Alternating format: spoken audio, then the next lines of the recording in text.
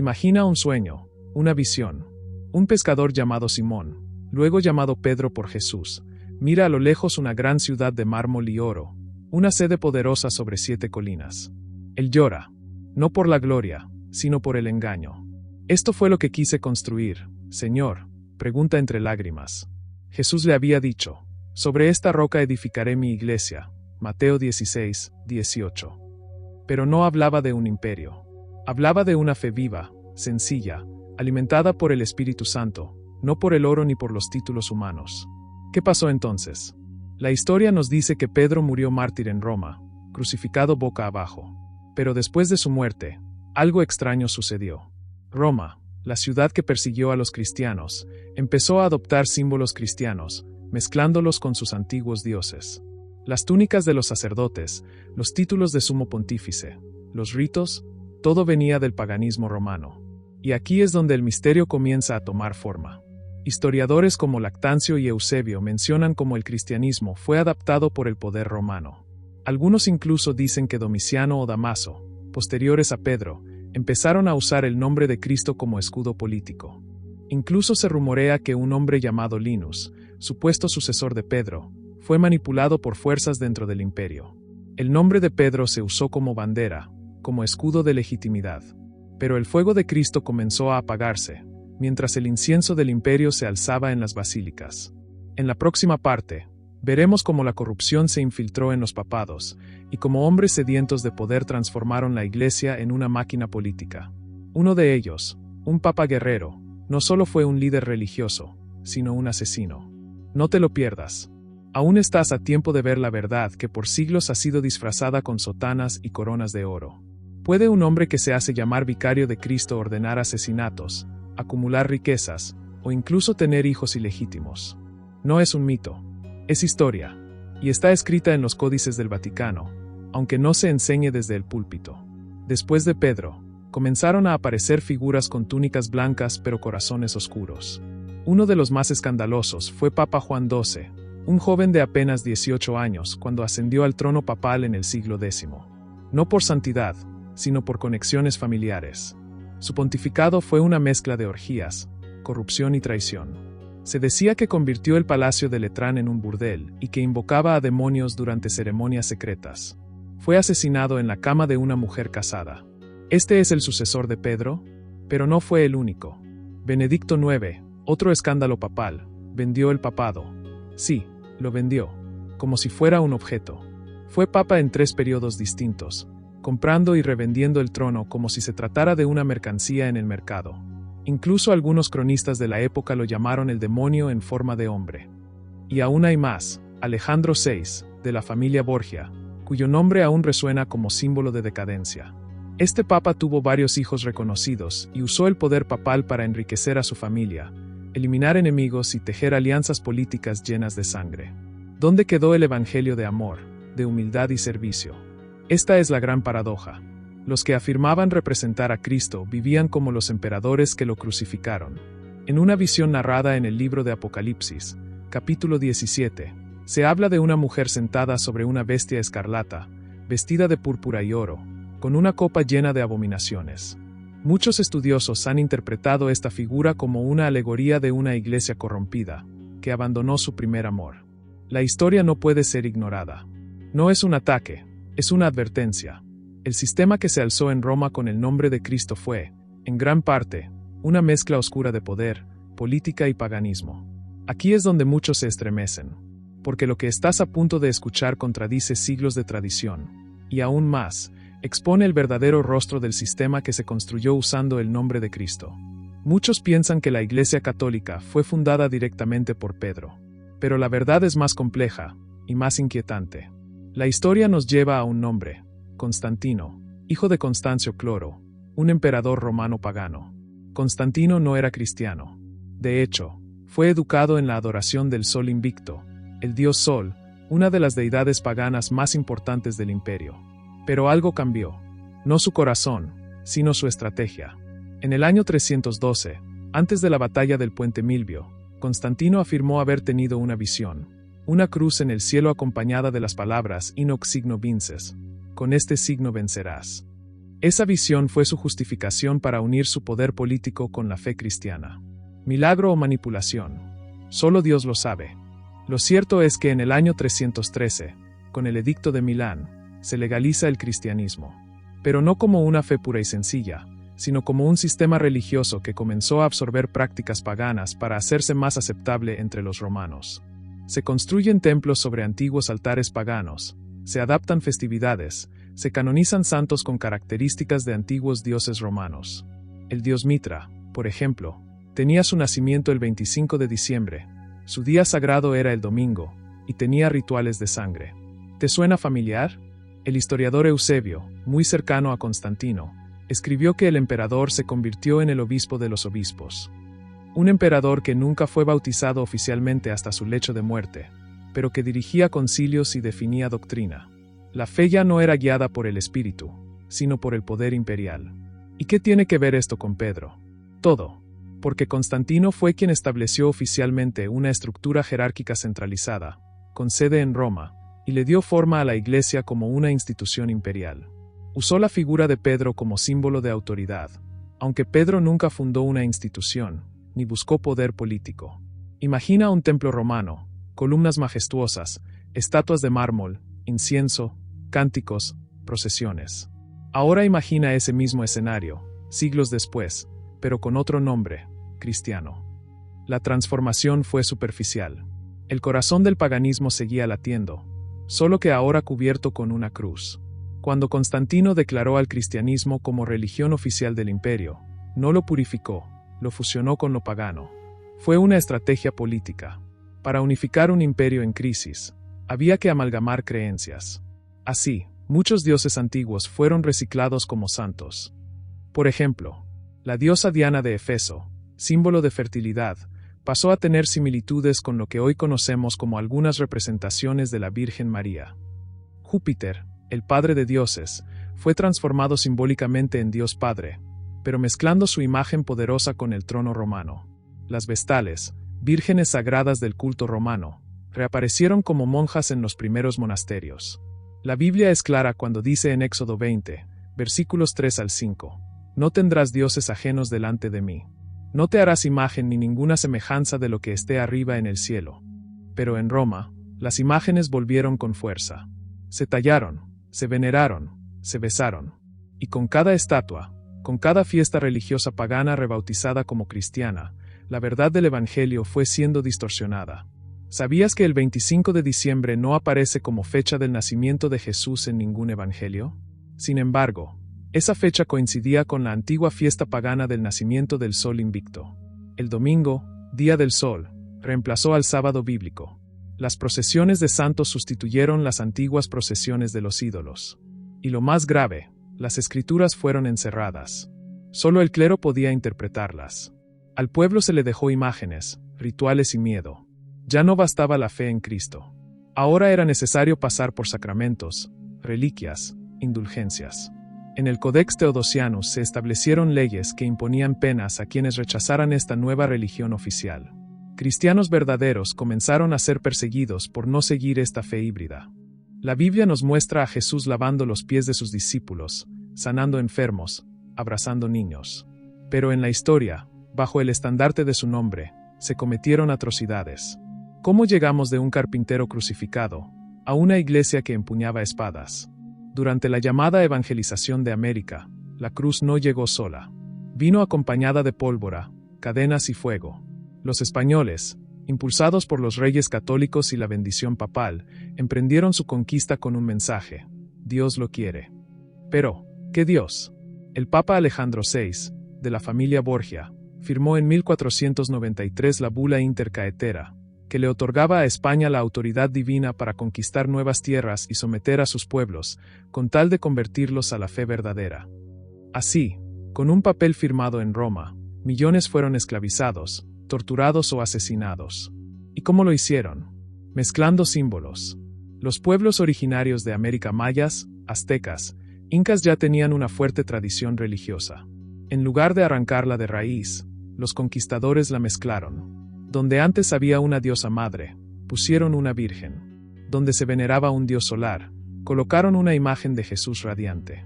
El idioma cambió, pero el sincretismo mantuvo viva una espiritualidad ajena al evangelio puro.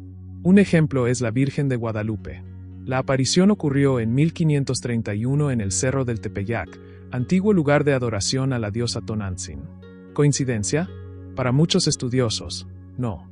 Fue una fusión pensada para facilitar la conversión masiva. Y así se repitió por todo el mundo. En Filipinas, en África, en cada rincón colonizado. El catolicismo imperial no predicaba a Cristo crucificado, sino a un sistema de control que usaba su nombre. Mientras tanto, los que querían leer la Biblia por sí mismos eran perseguidos como herejes.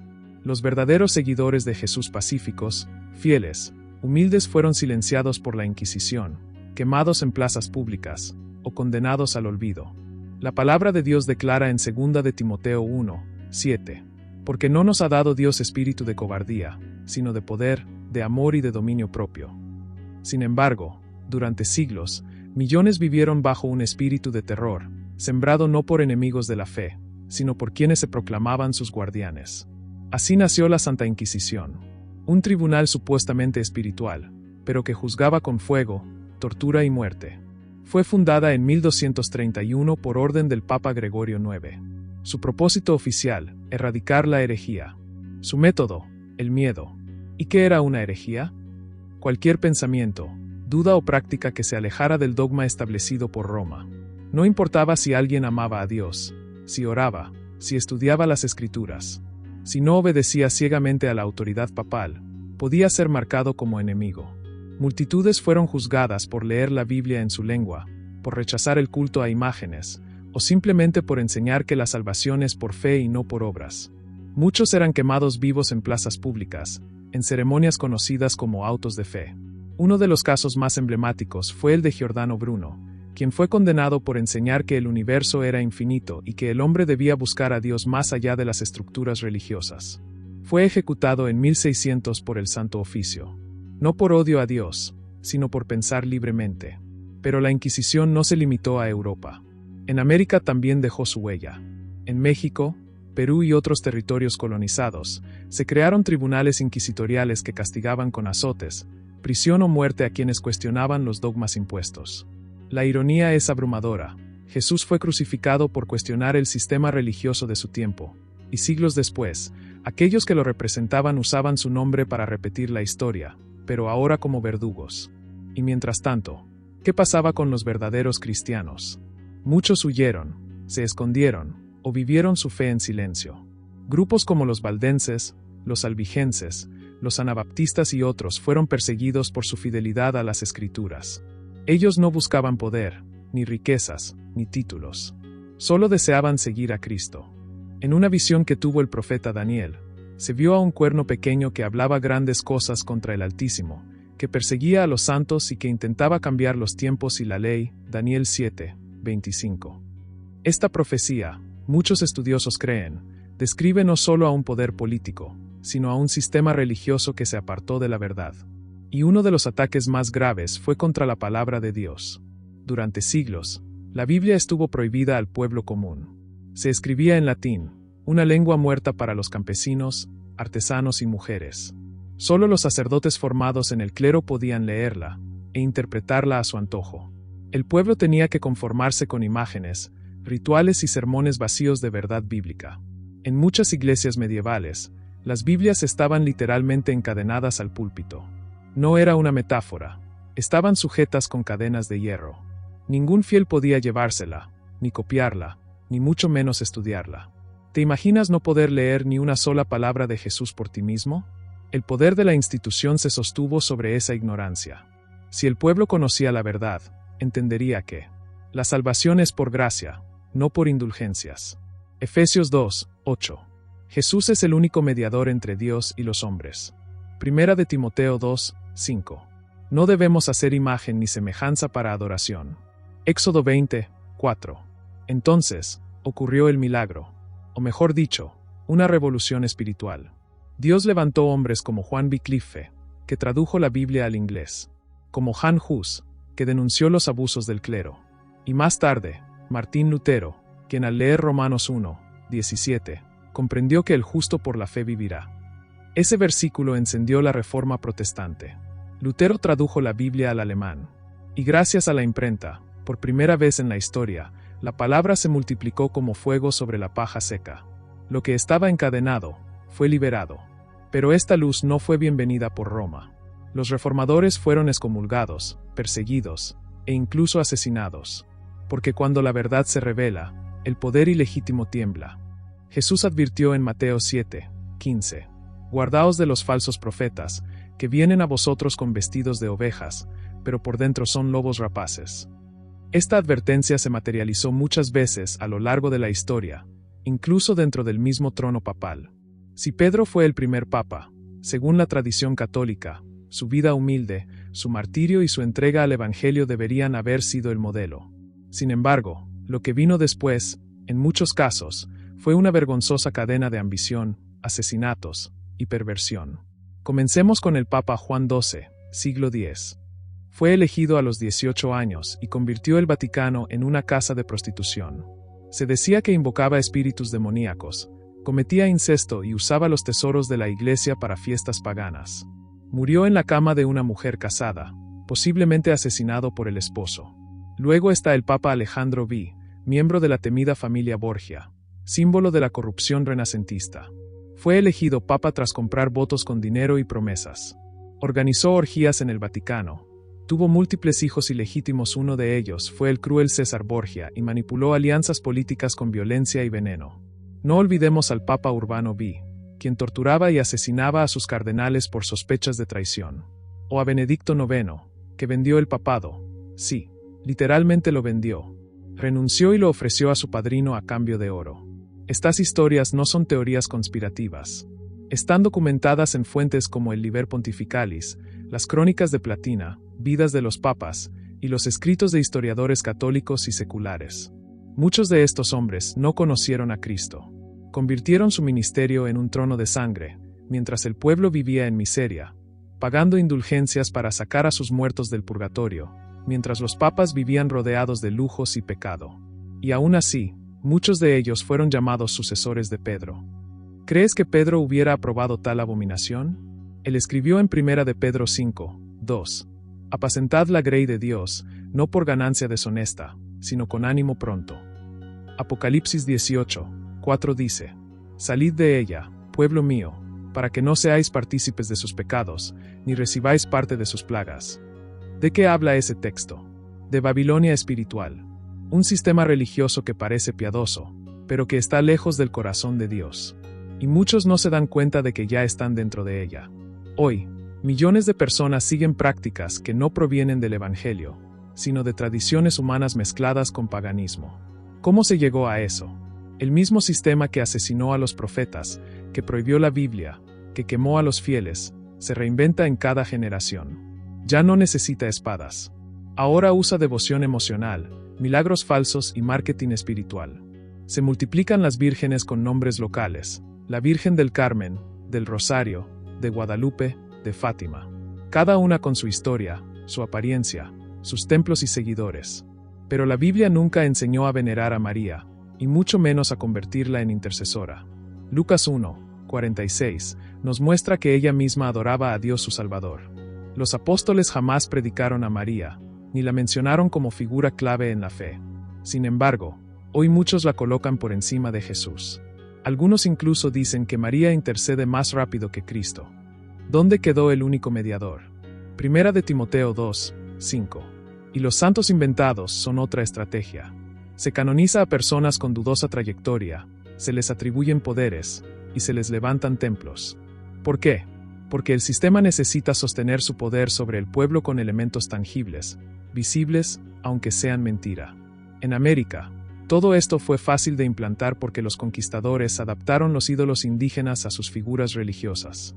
En lugar de convertir, transformaron el paganismo en catolicismo decorado.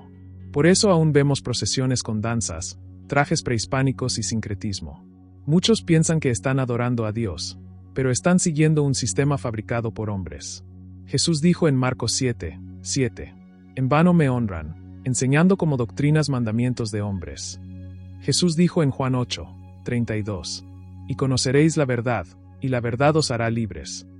Pero ¿qué pasa cuando esa verdad ha sido ocultada por siglos, distorsionada por sistemas religiosos y reemplazada por ídolos de yeso, dogmas humanos y miedo disfrazado de fe?